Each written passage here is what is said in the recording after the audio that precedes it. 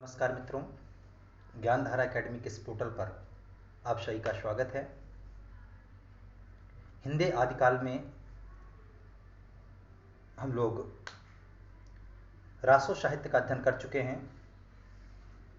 इसके पहले हमने आदिकाल की पूर्व पीठिका को समझा और अब हम लोग आगे बढ़ते हुए चल रहे हैं रास साहित्य पर। रास साहित्य अर्थात हम बात करें जैन साहित्य की, ऐसा काव्य जो जैन कवियों के द्वारा लिखा गया और जैन धर्म से संबंधित व्यक्तियों को नायक बनाया गया, अर्थात चरित्र नायक के रूप में प्रस्तुत किया गया। बात करें इसका जो लेखन है उसका मुख्य उद्देश्य क्या था रास साहित्य के, तो लेखन के मुख्य उद्देश्य पर हम बात करेंगे तो धर्म तत्व का निरूपण करना रास साहित्य के लेखन का मूल उद्देश्य था। मुख्यतः 12वीं शताब्दी एवं 13वीं शताब्दी में जैन कवियों द्वारा अपने धर्म का प्रचार प्रसार करने के लिए जो साहित्य रचा गया वही रास साहित्य कहलाता है। तो जैन कवियों के द्वारा जो जैन धर्म का प्रचार प्रसार किया गया उसके लिए जो साहित्य रचा गया उसे हम लोग कहते हैं रास साहित्य। अब यहां पर प्रश्न उठता है कि रास शब्द है, इसकी व्युत्पत्ति कहां से हुई है। और हम बात करें तो रास शब्द संस्कृत भाषा में आया है जिसका अर्थ होता है क्रीड़ा एवं नृत्य। इसीलिए भरत मुनि इसे क्रीडनीय कहकर पुकारा है। तो अभिनव गुप्त इसी रास को एक रूपक मानते हैं। तो इस तरीके से रास शब्द की उत्पत्ति के बारे में हमें एक संक्षिप्त जानकारी प्राप्त होती है। अब प्रश्न उठता है कि रास साहित्य जो लिखा गया उसके कथानक का मुख्य स्रोत क्या था, मुख्य उपजीव्य क्या था। तो इसका कथानक का मुख्य उपजीव्य था जैन पुराण। तो जैन पुराण को आधार मानकर रास साहित्य लिखा गया। अब रास साहित्य जब लिखा गया तो इनमें कौन कौन सी शैलियां रास साहित्य को लेखन में अपनाई गईं। अगर हम इनकी बात करें तो 4 शैलियां हमको दिखाई देती हैं: आचार, रास, फागु और चरित। आचार, रास, फागु और चरित, ये शैलियां हमें दिखाई देती हैं। अब जो इसमें आचार शैली है तो आचार शैली के जितने भी जैन काव्य लिखे गए उनमें घटनाओं को प्रधानता नहीं दी गई है। उनमें घटनाओं का प्रयोग सबसे कम दिखाई देता है, उपदेशात्मकता की प्रधानता है, यानी उपदेश प्रधान काव्य लिखा गया है जो आचार शैली में लिखा गया है। फाग और चरित रास साहित्य के काव्य शैली की मूल विशेषताओं में से एक है। अगर हम बात करें तो लोक जीवन में श्री कृष्ण की लीलाओं के लिए भी रास शब्द को रूढ़ मान लिया गया है। तो कहीं कहीं यह भी माना जाता है जो रास शब्द आया है वो श्री कृष्ण की लीलाओं के लिए भी व्यक्त किया गया है। इसी प्रकार वात्सायन की एक रचना है कामसूत्र। वात्सायन की रचना कामसूत्र की रचना काल तक रास में गायन का भी समावेश हो गया था। और अगर हम बात करें तो जैन मंदिरों में जो श्रावक लोग होते हैं वो रात्रि के समय ताल देकर रास का गायन करते हैं। और हम बात करें तो इनका प्रचार पद्धति 12वीं और 13वीं शताब्दी में शुरू होती है जो 14वीं शताब्दी तक लगातार चलती रहती है। तो ये थी कुछ मूल बातें जो हमें पता होना चाहिए। अब प्रश्न उठता है कि इसका क्षेत्र क्या था, रास साहित्य का क्षेत्र क्या है। तो जिस प्रकार हिंदी के पूर्वी क्षेत्रों में सिद्धों ने बौद्ध धर्म के प्रचार हेतु यानी वज्रयान मत का जो प्रचार उन्होंने किया बौद्ध धर्म का, उसके लिए हिंदी कविता के माध्यम से प्रचार किया गया, उसी प्रकार पश्चिमी क्षेत्र में जैन साधुओं ने अपने मत का प्रसार हिंदी कविता के माध्यम से किया। पूर्व में जिस प्रकार बौद्ध धर्म के वज्रयान मत का प्रचार हिंदी कविता के माध्यम से हुआ, उसी प्रकार जैन साधुओं ने अपने मत का प्रसार पश्चिमी क्षेत्र में हिंदी कविता के माध्यम से किया। तो यह था क्षेत्रवार। यहां तक आपको चीजें क्लियर हो गई होंगी, काफी क्रिस्टल क्लियर हो गई होंगी। तो ये था वो मूल साहित्य जो आपको पता होना चाहिए रास साहित्य को पढ़ने से पहले। इसके बाद हम लोग देखेंगे कि प्रमुख रासो ग्रंथ हैं कौन कौन से। एक रचना है भारतेश्वर बाहुबली रास। कहीं भरतेश्वर मिलता है, कहीं भारतेश्वर मिलता है। तो इस रचना के लेखक हैं शालिभद्र सूर्य। ये इंपॉर्टेंट इसलिए है कि इस रचना को मुनिजिन विजय, दशरथ ओझा और गणपत चंद्र गुप्त, इन तीन विद्वानों ने जैन साहित्य की रास परंपरा का प्रथम ग्रंथ माना है। जैन साहित्य की रास, न कि रास परंपरा का, जैन साहित्य की रास परंपरा का प्रथम ग्रंथ माना है। बात करें इस रचना के समय की तो इसका समय है 1184। कुल 205 छंदों में विभक्त यह रचना एक खंड काव्य है जिसमें दो भाई होते हैं। एक होता है भरतेश्वर जो अयोध्या का राजा था, और दूसरा होता है बाहुबली जो तक्षशिला का राजा था। इन राजाओं की वीरता और युद्धों का वर्णन विस्तार पूर्वक इस ग्रंथ भारतेश्वर बाहुबली रास में किया गया है। इसी ग्रंथ को आधार मानकर आदरणीय गणपत चंद्र गुप्त ने शालभद्र सूर्य को हिंदी का प्रथम कवि घोषित कर दिया। और हम बात करें इस ग्रंथ की तो इस ग्रंथ में जो मूल उद्देश्य रहा कवि का लिखने का वो यह रहा कि हिंसा और वीरता के पश्चात किस प्रकार इंसान को विरक्ति हो जाती है और मोक्ष के भाव उसके हृदय में किस प्रकार प्रतिपादित होता है, इसको प्रदर्शित करना ही कवि का मूल उद्देश्य इस रचना का रहा, जिसलिए कविता या एक खंडकाव्य लिखने के लिए कवि को प्रेरित किया। तो ये था हमारा भारतेश्वर बाहुबली रास। क्लियर।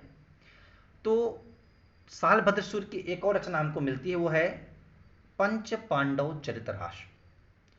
ये जो पंच पांडव चरितरास है ये हिंदी रास परंपरा की प्रथम ऐतिहासिक रचना है। हिंदी रास परंपरा की प्रथम ऐतिहासिक रचना है। यह रचना कुल 15 सर्गों में विभक्त है और इस रचना में पांडवों की कथा को दिखाया गया है और पूरी की पूरी कथा अहिंसा पर आधारित है। यह इस रचना की मूल विशेषता है। पूरी की पूरी कथा अहिंसा पर आधारित है और इस रचना की जो भाषा है ना वो अपभ्रंश प्रभावित राजस्थानी है। इसके बाद एक और रचना इनकी मिलती है, वो है बुद्धिरास। बुद्धिरास के लेखक भी शालभद्र सूर्य माने जाते हैं, पर कई जगहों से सूचना मिलती है कि इन रचना का संकलन उनके शिष्य शिवी ने किया था। इस रचना का संकलन उनके शिष्य शिवी ने किया था। यह जो रचना थी भारतेश्वर बाहुबली रास, इस रचना का संपादन कार्य भी मुनिजिन विजय ने किया था। तो ये थी पंच पांडव चरितरास, भारतेश्वर बाहुबली रास और बुद्धिरास के बारे में कुछ जानकारी। अगला महत्वपूर्ण रासो ग्रंथ है चंदनबाला रास। जो चंदनबाला रास है ये कवि आशुक की रचना है। 1200 ईस्वी में इसे लिखा गया। यह एक लघु खंड काव्य है, केवल 35 छंद हैं इसमें, और इसकी पूरी की पूरी रचना राजस्थान के जालौर नामक जनपद में हुई है। राजस्थान में एक जगह पड़ती है जालौर, वहां पूरा लिखा गया है। इसकी जो नायिका है वो चंपा नगरी के राजा दधिवाहन की पुत्री, चंपा नगरी के राजा दधिवाहन की पुत्री चंदनबाला है। इसमें करुण रस की प्रधानता है। और अगर इनके अन्य ग्रंथों की हम बात करें आशुक कवि की तो जीव दया रास इनका दूसरा अति महत्वपूर्ण ग्रंथ है। क्लियर। अगला इंपॉर्टेंट ग्रंथ है स्थूल भद्र रास। स्थूल भद्र रास की अगर बात करें तो इसका समय है 1209। जिन धर्मशूरी ने इसे लिखा है और इस ग्रंथ के प्रसिद्ध होने का सिर्फ एक कारण है कोशा नामक वैश्या। होता क्या है कि जो स्थूल भद्र थे वो कोसा नाम की वैश्या के प्रेम में पागल हो जाते हैं। इसके बाद कवि ने स्थूल भद्र को जैन धर्म की दीक्षा लेने के बाद मोक्ष का अधिकारी सिद्ध किया है। यही इस रचना का मूल कथानक है और यही इस रचना की विशेषता का मूल कारण है कि कोई व्यक्ति कितना से कितना भी गलत काम क्यों ना करे और वो जैन धर्म की दीक्षा लेता है तो अंत में मोक्ष का अधिकारी हो जाता है। अगली रचना है रेवंत गिरिरास। जो विजय सेन सूर्य की रचना है, 1231 में लिखा गया यह ग्रंथ। और इस ग्रंथ में तीर्थंकर नेमिनाथ की प्रतिमा और रेवंतगिरि तीर्थ का वर्णन किया गया है। तो नेमिनाथ की प्रतिमा के महत्व को दिखाया गया है और यह पूरा ग्रंथ 4 कड़वकों में विभक्त है।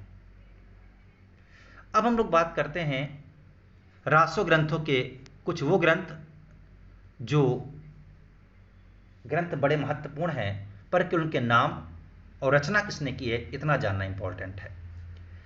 तो एक है नेमिनाथ रास, ये भी 1231 में लिखा गया। इसके लेखक हैं सुमतिगण। अगला है कुमार पाल प्रतिबोध, जो सोम प्रभु सूर्य के द्वारा लिखा गया। अगला है आबूरास, जो पल्हड़ के द्वारा लिखा गया। फिर गैस कुमाल रास, जो दिल्हड़ के द्वारा लिखा गया। अगला है समरा रास, जो अम्बदेव सूर्य के द्वारा लिखा गया। फिर नेमनाथ फागु, जो राजशेखर सूर्य ने लिखा। भारतेश्वर बाहुबलि घोर रास, वज्रसेन सूर्य। भारतेश्वर बाहुबलि घोर रास, वज्रसेन सूर्य। अब ये 3 रचनाएं मोस्ट हैं। नेमिनाथ चौपाई, ये विनय चंद्र सूर्य की है। चौपाई के रूप में पहली बार 12 मासा का वर्णन इसी रचना में मिलता है। नेमिनाथ चौपाई, विनय चंद्र सूर्य, 1200 ईस्वी। अगला है नेमिनाथ चरियु, जो हरिभद्र सूर्य की रचना है, 1159। फिर नेमिनाथ फागु, राजशेखर सूर्य। फिर कच्छुली रास, प्रज्ञा तिलक। उपदेश रसायन रास, जिनदत्त सूर्य। ये जो उपदेश रसायन रास है, इसे अपभ्रंश भाषा का सर्वप्रथम रास ग्रंथ कहा जाता है और इसमें अरिल्य छंद का प्रयोग भी दिखाई देता है। और यह रचना है जिनदत्त सूर्य की। हम बहुत पहले आपको बता चुके हैं कि हिंदी की प्रथम रचना पर श्रावकाचार 933 ईस्वी को, जो डॉक्टर नगेंद्र ने हिंदी का प्रथम रचना माना है, देवसेन की रचना है और इसमें श्रावक धर्म और गृहस्थ धर्म के बारे में जानकारी दी गई है। और देवसेन के हम अन्य ग्रंथों की बात करें तो नय चक्र, दर्शन सार, भाव संग्रह और तत्वसार। नय चक्र, दर्शन सार, भाव संग्रह और तत्वसार। अगर जो देवसेन का नय चक्र ग्रंथ है, इसे लघु नय चक्र की संज्ञा भी दी गई है। ऐसी एक रचना है बृहद नयन चक्र। ये देवसेन के जो शिष्य से माइकल धवल थे, उन्होंने इसको लिखा था। इसका वास्तविक नाम हमारे इस रचना का बताएं तो है दव्य सहाव पयास। दव्य सहाव पयास। ये पहले अपभ्रंश में लिखी गई और अब वर्तमान में ये प्राकृत में उपलब्ध है। क्लियर? जो बृहद नय चक्र नाम की रचना है, यह देवसेन का शिष्य था माइकल धवल, उसने इसको लिखा था और इस रचना का वास्तविक नाम मिलता है दव्य सहाव पयास। पहले यह अपभ्रंश में लिखी गई और समय गुजरने के बाद से बाद में प्राकृत में बदल दिया गया। हम पहले एक बात बता चुके हैं कि चौपाई छंद में 12 मासा का वर्णन नेमिनाथ चौपाई में मिलता है, जो विनय चंद्र सूर्य की रचना है। विनय चंद्र सूर्य की अगर हम अन्य रचनाओं की बात करें तो मल्लिनाथ महाकाव्य और पार्श्वनाथ चरित, कल्पनिरुक्त, उस माला कहाड़े छप्पय। मल्लिनाथ महाकाव्य, पार्श्वनाथ चरित, कल्पनिरुक्त, उस माला कहाड़े छप्पय। बात करें हम कि रास काव्य परंपरा का प्राचीनतम ग्रंथ कौन सा है, तो हमारा जवाब होगा रिपुदारण रास। दशरथ ओझा इस रचना का समय 905 ईस्वी मानते हैं और यह संस्कृत भाषा में मूलतः लिखा गया है। तो यह था वो प्रमुख रास साहित्य, और इसी रास साहित्य पर आधारित है फागु काव्य, जिसका हम जिक्र ऊपर भी कर चुके हैं। पर फागु काव्य में एक 3-4 रचनाओं की बातचीत हम जरूर करेंगे जो परीक्षा के लिए उपयोगी हो सकती हैं। एक है वसंत विलास। वसंत विलास फाग, जो कि 84 छंदों की एक श्रृंगारिक काव्य रचना है और वसंत का जिक्र इसमें किया गया है और माता प्रसाद गुप्त ने इसका संपादन किया 13वीं शताब्दी में। जो फागु है, इसका अर्थ होता है वसंत ऋतु का काव्य। और बात करें हम फाग काव्य परंपरा के प्राचीनतम ग्रंथ की, तो उस ग्रंथ का नाम है जिनचंद सूरि फाग, जिसमें केवल 25 छंद थे और यह 1284 में लिखा गया। उसके लेखक हैं जिनचंद सूरि। और हम बात करें कि फागु काव्य परंपरा का सर्वाधिक सुंदर ग्रंथ कौन सा है, तो निश्चित तौर पर आप लोग बताएंगे श्री स्थूल भद्र फागु, जो श्री स्थूल भद्र की है, ये सबसे सर्वाधिक सुंदर रचना मानी जाती है रास साहित्य में। तो ये था आपका रास साहित्य का गहन अध्ययन। आप लोगों को लेक्चर कैसा लगा कमेंट बॉक्स में जवाब जरूर दें। धन्यवाद।